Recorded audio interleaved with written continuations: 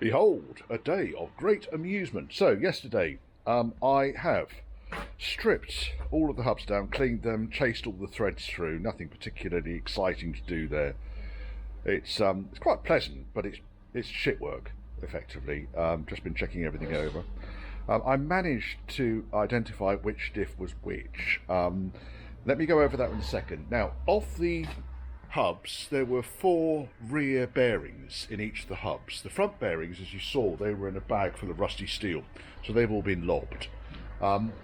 3 of the 4 bearings were actually in really good order, so I've retained them, and they're there with their matched seats. They can be reused. The 4th bearing here, and this is kind of like the worst bearing I think I've ever seen, and I think this is just because it has had water standing on the edge of it, but you can see each of the rollers here not only has rust stains on it, but it's quite heavily pitted as well.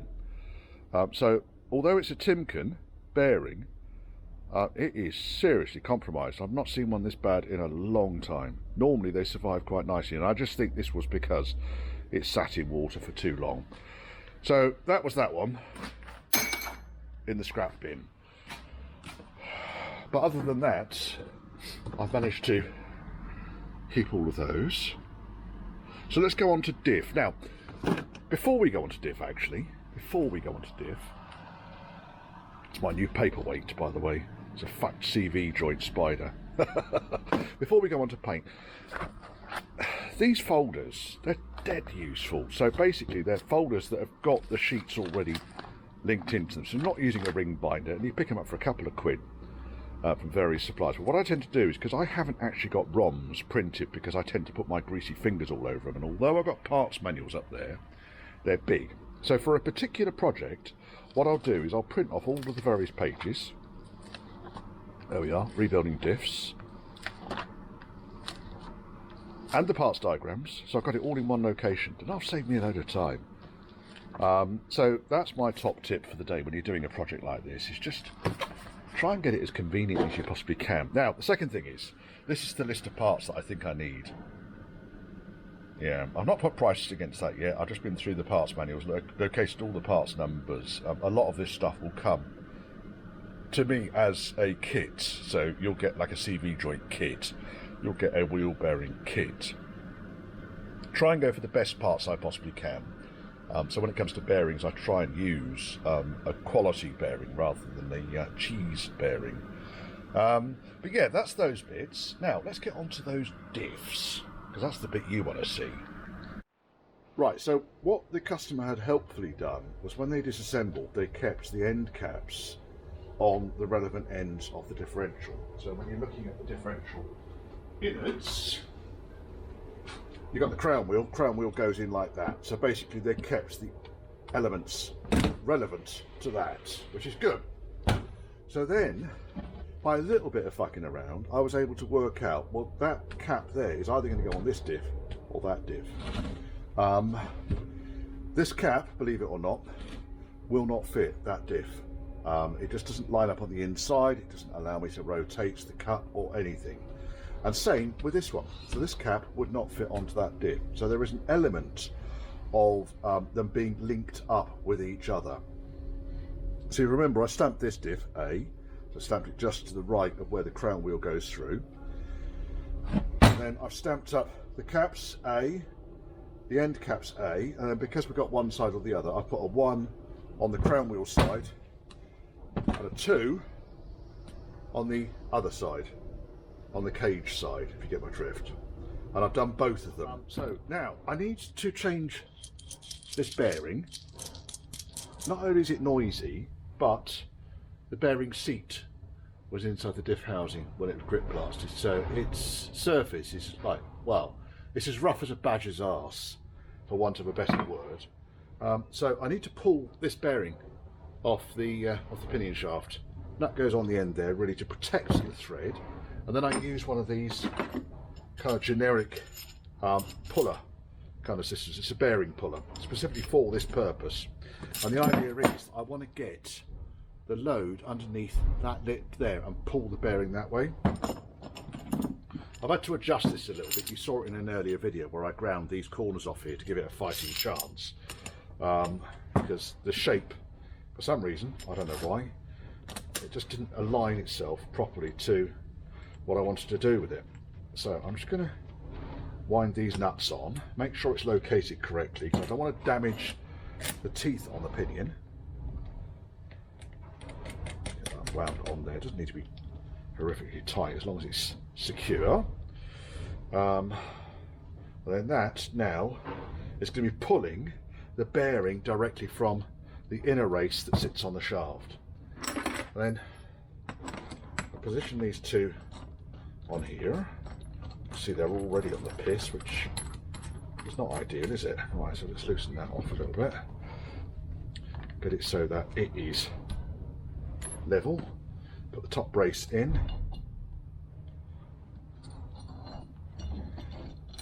And then on the top of the, or the end of the pinion, the bit that actually comes on the outside of the diff, there's a little indentation in there, which is what you put your tool into for now.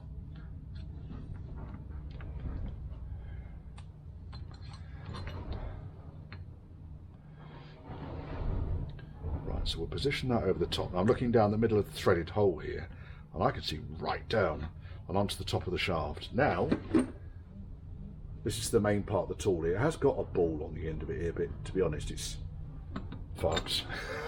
I'm not unduly worried about that. The purpose of this tool really is to get this thing apart. Now that everything is aligned, really what I want to do now is to turn this. You don't need a windy gun or an electric windy gun or whatever type of gun. You can actually do it with a ratchet, so let's just try it with a ratchet. What I generally find though is you have to put that much leaning on them that they become like a kerfuffle.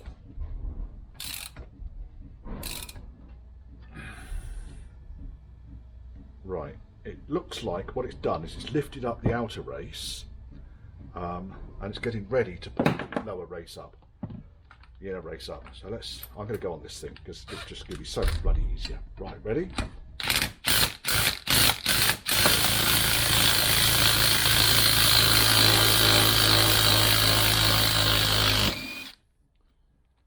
Ta-da! That's how easy it is to get one of the bearings off there with the right tools. Now, like I say, you didn't actually need to use an electric or an impact gun. You could do it with a wrench, just be sort of set up for the long haul. Now that's come off there. Oops. That will go back in its box. Thank you very much. Very useful this. I mean, I don't think it cost me very much. And when it's eventually, and you can see already how much it's been abused. Look how the bolts are bent on it. It didn't cost me very much. I could buy a professional workshop tool, but then that's not what this channel's about. This channel's about proving that you can do this just using some fairly basic tools. Okay, this thing cost me 300 quid, but like I say, you can do it with a breaker bar and a ratchet. Just be ready to be there a while. I've had this set probably about 4 or 5 years now, and it's still going. Perhaps I should do a review on these cheapo, nasty Chinesian tools. Some seem to work really well. Some are a pile of excrement. Now, let's pop that away. That can go there. That's great. Lovely, lovely. Thank you very much. You can go away. And this, I couldn't even tell you where this came from.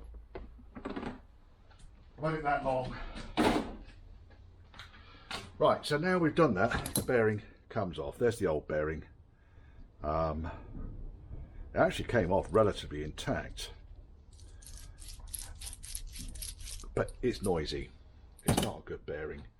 It's probably been in the car for quite a long time, and now it's had enough. So there we are. If you're ever reusing bearings, by the way, be sure to keep the seat and the bearing cage itself as a matched pair, because they are once they're new. Right, now what we need to do is we need to push the new bearing onto here. So I just want to have a quick inspect for damage. No, it looks all right. It's going to have to be pressed on, I think, so I might have to use my pressing at the press face, what I might do is press it on, because it goes so far, then it obviously won't go any further. Now, rather than damaging or risk damaging the bearing, what I might do is attempt to press it. Do I press it like that, or do I press it on the inside ring? I'm going to press it on the inside ring. So what I'm going to need to do is find myself a very long socket or drift or something that goes over the outside there that allows me to press this down. I'm going to go and do that. I'll let you know. Now, these bearings, these are Timken bearings, tapered roller bearings. The part number for that particular bearing on the pinion shaft is 359706G for golf, and the G signifies OE quality, as you'd expect from anything that Tim can make. Anyone screaming at the television about me using a non-impact socket on an impact gun, it didn't really put up a lot of a fight, did it? Now, the bearing at the other end, this is the bearing on the output shaft, survived the grit blast, so I'm guessing that the grit wasn't aimed directly at the face in here, so that's okay. I'm happy enough with that one. I'll press that seat in as well, but I need to get this onto the shaft first and foremost. And you can already hear the difference in. The other one was gritty. This doesn't feel gritty, and there's no lube on that at all yet. Right, go and press that on. Well, I reckon this is going to be the easiest way and the safest way to push this in. So, what we've effectively got, bearing on shaft as far as it's going to go. Lined it all up so that the actual bearing is sitting on the edge there and not the outer bearing. So I'm going to have to adjust this in order to make sure that the bearing inside edge of the bearing sits and is supported.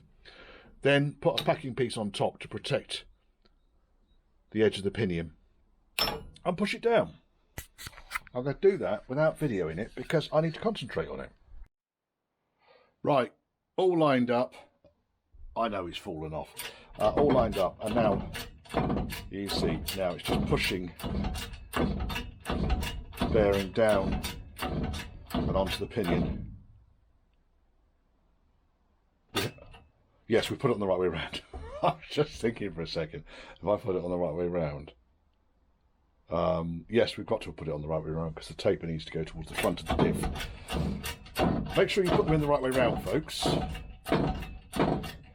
Could have been on the blooper reel then, couldn't it?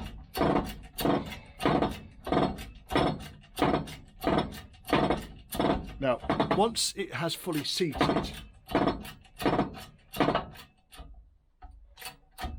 I can't see that going any further. So, because I haven't got the gauge up here, I'm not going to start putting 15 ton of force through it. Spacer, packing piece, bearing on. Well, it's right up against the inside edge of the pinion, so I'll give that a quick clean up now, and then I need to install the seat into the diff casing with the bearings on. Now, seat into the diff casing, more or less exactly the same scenario. Let's just stand up there for a second. So I need to push it that way. Before you push it in, make sure you put a shim in there. I'll put the shim back in that come out, and I'm going to push that in. Now, what I might do here is use the old bearing just to make sure it goes down nice and level. Never be afraid to use an old bearing. Right, so here it is all set up. So I've got the old taper bearing in the new seat. I've got a spacer on top, and then I've got just packing pieces going out towards the ram on my press.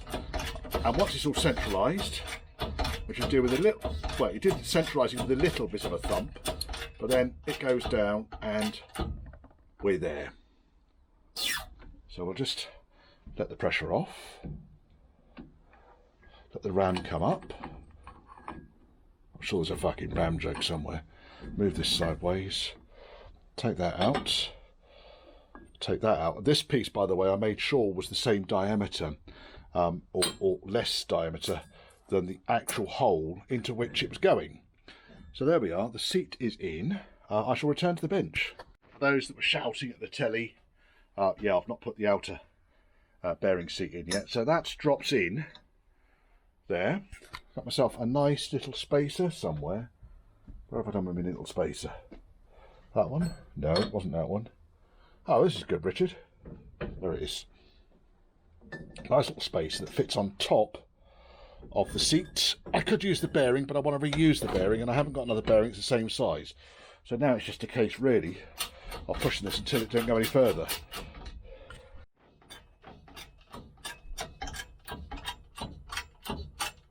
Still going.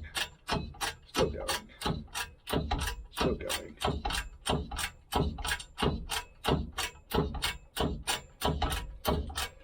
Got some deep one, isn't there? Right, it's reached the bottom. Now, it's reached the bottom, I can tell, because the lever goes stiff. For now. I'll let that go. Ram comes back out again. I'm going to get another gauge for this, because I don't put any real force through this thing until I know what it's actually doing.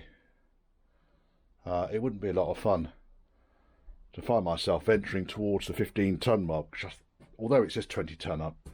I'm a bit scared to put much more than about 15 ton away, through it, because I'm standing that close to it that it wouldn't be a laugh, if you get my drift. Right, packing piece comes out, and then we'll return to the bench. Next thing I need to do is to remove the bearing that the casing was marked on. Bloody great big notches taken out of it on two sides. Now that bearing I marked up as number 2. When I look at the casing, which is here, number 2 is, can't bloody see now. Move it over here into the light. It was a bit silly, wasn't it, Richard? You could have stamped it a bit better. Anyway, it's the furthest bearing from the crown wheel. It's the one I want to work with. So let's just pop that back there a second. And I'm on the furthest bearing from the crown wheel. Found myself a nice big socket that fits over the end of the diff cage, and then all I've done is I've just lobbed a bolt in the end of it, sacrificial bolts, which I can then put my threaded bearing remover onto, because obviously I need to work against a flat surface. That's done that. Now, once again, I need to find a socket, 17mm I think it was. Let's use an impact socket this time, Richard, otherwise people will be complaining. We don't want people complaining now, do we? Right. Right, now this should come off fairly easily.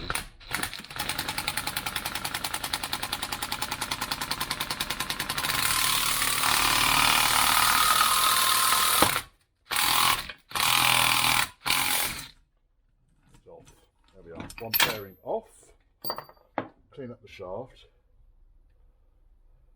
There's just oil in there, that's good. Old bearing out of the way, and I'll press the new one on pretty much the same way as I did the diff bearing, i.e.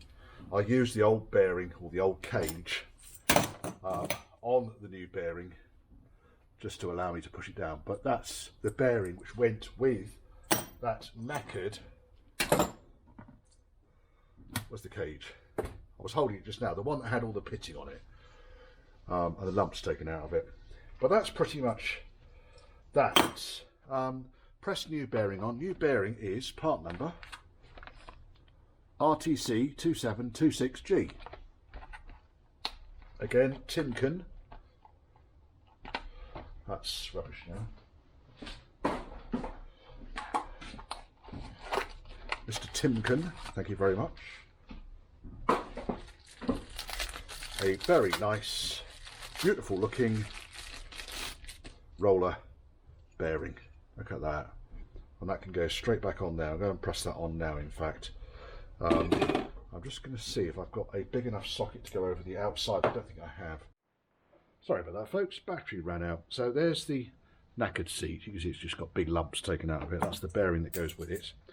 However, this seat is actually still useful, because what I'm going to do is I'm going to use this 36mm socket, is same size as the inner race, to push down, okay, and I'm going to use the old seat on the other end to protect the bearing while I'm pressing in. I'm going to go and do that.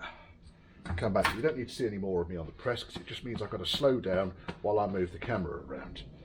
And then I'm going to clean this thing up, degrease, and put it back together. In fact, what I might do is degrease it before I put this new bearing on. Why don't I do that?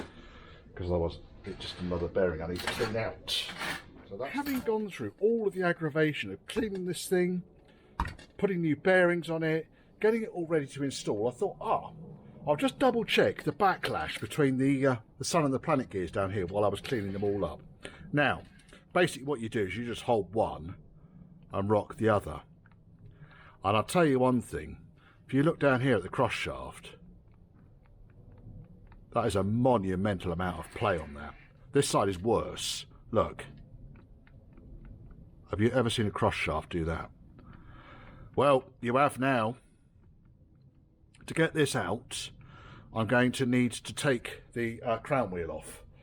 Now, that in itself is not too much of a problem. Again, I'm using this old bearing here, this old bearing cap, in order to align things. Now, really, what I'm going to need to do, you can see we've got a red mark here already, so someone's actually saved me the bother, and we've got the markings for the crown wheel number. So I'm going to have to undo each of these bolts, and then the crown wheel can come off. Then I can take the cross shaft out. Then we can work out what on earth is... I suppose if the cage is fucked, then at least I've got a good crown wheel, because the crown wheel hasn't got chipped teeth on it and so forth. I'm suspecting that it is just the cross shaft that's fucked. Well, we're going to find out in a minute. But that is rather spectacular for wear on a cross shaft. Right, now we've done that, the crown wheel should, in theory, come off here. We've got all the bolts off. Might need just a nylon hammer just to give it a gentle tap.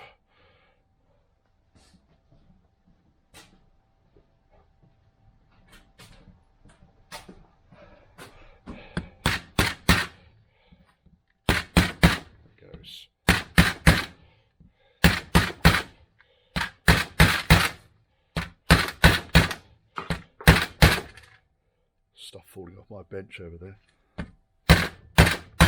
Come on, girl. Down we go. Crown wheel off. There's the carrier. So we'll put the crown wheel out of the way so that can go over there in the box. So it's not going to see any further damage. We'll turn this way up. Now, what I need to do now is get these circlips out.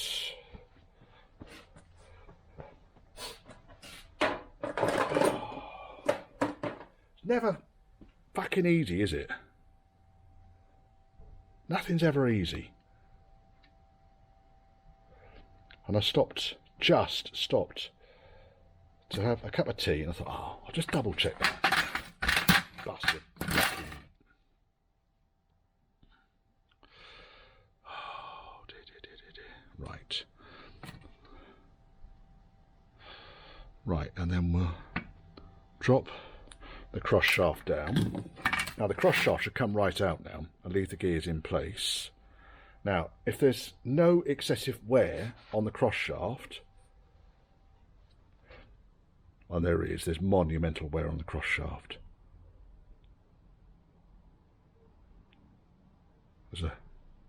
Yeah. Right, okay, so we can prove this because this whole thing's going to come apart now. So I can take the take the planet wheels out by rotating the whole lot around, and there's one and there's the other. Those two gears can actually stay in place because I don't see any real need. I suppose I could just drop them out because they only slide in there. There's one. I kind of want to leave them in place because I think they're machined to be in that side, so I should leave them in. I'll clean each one up and then put it back in. Now, what I did want to do here, the reason I was taking the planet gears out was because I just wanted to put the shaft back in again. I mean, look at it. I'm wondering if it's actually the cage that's knackered. I think it's the cage, I'm afraid. So it's either a bigger shaft or... Let me get another diff apart, because I might have to salvage the cage from another diff. So having put the bearing on that, now I'm going to end up having to scrap that cage. Never seen anything like it, I'll be honest. So here's one of the diffs, one of the many 10, actually this is 24 spline diff, this one.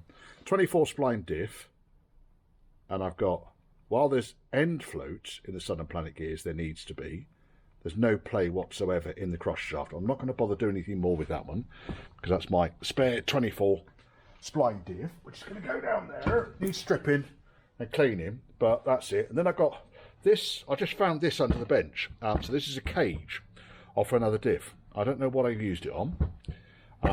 It is a, again, 24 spline.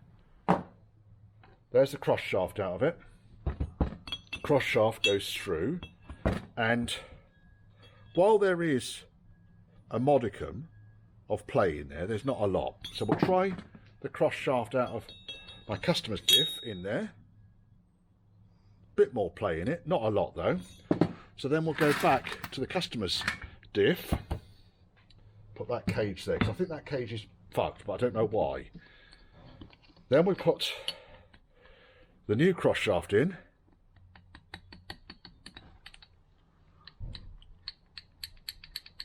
So I'm going to go with this cage is fucked, which is really spectacularly helpful, isn't it? Ah, wonderful. Just fucking wonderful. Okay, another 10 spline diff that I've just retrieved. And basically, if I grab hold of the two Sun gears, while there is a degree of end floating in there, there's barely anything. This is a far better diff. So what I'm inclined to do here is I am going to take... what are we going to do? I think I'm going to take the caps off, take the crown wheel off, take this cage out, keep this cage with these bearing end caps, and see if this cage with the other crown wheel will go onto that diff. Do you get my drift? Are we making sense? Hopefully we are. It does actually feel like a bloody good diff, this one. I don't know why we're not using this one. Obviously the customers had we not been going down the route of powder coating differentials, then I suspect that we probably would be using this entire diff. But the customers had the diff casing powder coated. So because of that, I can't just use this entire diff, so I'm going to have to use the cage out of this diff. And once I've used the cage and the bearings that are in here, my brain is working. Don't you worry about that. Don't you worry. Don't you worry. So effectively, I need then to match the bearings on that, the old diff, because that is just fucked, isn't it? I mean, look. That's like the rings of Saturn, that is. Or was it the rings of Uranus? By the way, the number of splines relates to the number of splines in here. That's where the drive shaft goes, in there, in that hole. Right, let's get this thing apart. Do you want to see? I don't want to see. Do you want to watch? Yes, you can watch. I might time lapse it. Clank. Fucking clankety clank.